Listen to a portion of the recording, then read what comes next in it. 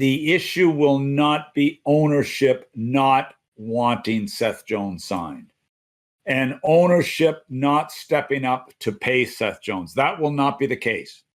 I guarantee you that. A lot of talk now, all about getting Seth Jones signed.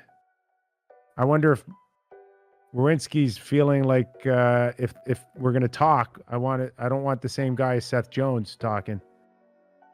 I don't know what happened there, but all I know is, there's way too much talk about Columbus can't get their big guys signed. It's just rampant out there. I know I didn't read the article, but I know in the Athletic, Portsline did an article on, talking to 3 former Blue Jackets and, what it was really like there. And I think it was, as I said, I don't get the Athletic. I guess I should get that Athletic, but I didn't read it, but I know it's been a big conversation. And I think it was a fairly positive light on Columbus, but if they don't get, they've got to get Seth Jones signed. We've talked about that umpteen times. So hopefully that happens. And how does Seth Jones, do you think, I think he'll get signed, don't you?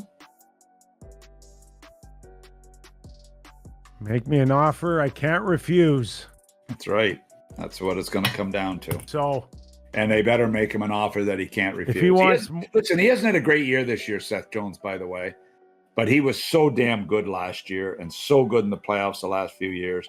This year, because of everything that's gone on, he has not played anywhere close, I don't think, when I watched him, to how we've seen him play. But it's been a frustrating year for a lot of people in Columbus. You're the president and general manager, and Seth Jones says, I want as much money as Drew Doughty or Erik Karlsson, and you say what? I say, well, just a minute, I got to give my owner a call.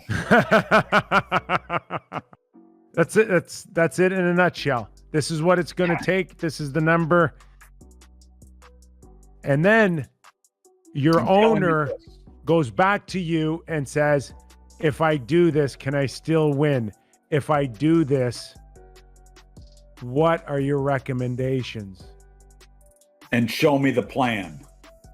And show me you the say plan to get Werenski and your goaltending and the people like that signed. But I just, it's a tough situation for them there, and I sort of empathize with them, but they've got to get him done first and get it out of the way and move forward.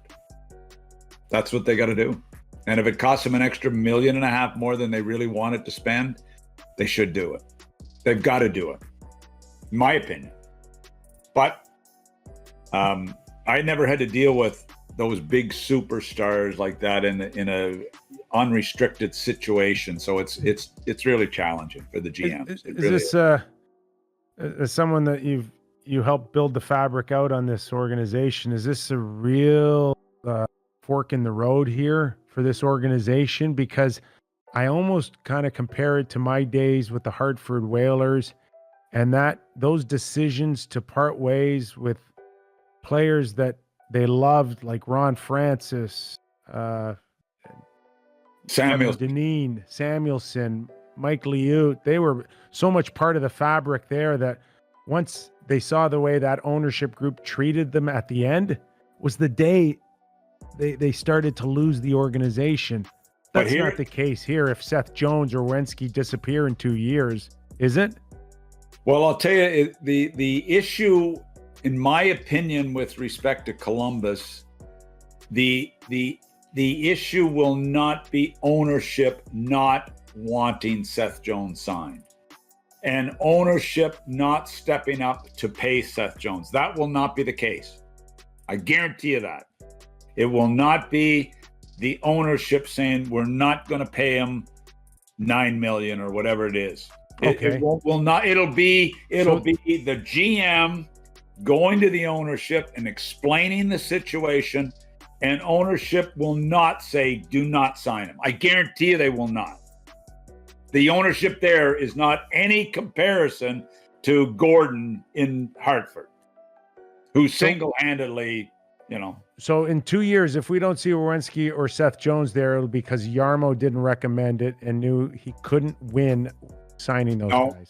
No, I think what it'll be is that it won't be Yarmo not recommending it. It will be that the player decided, I don't want to be here, no matter what.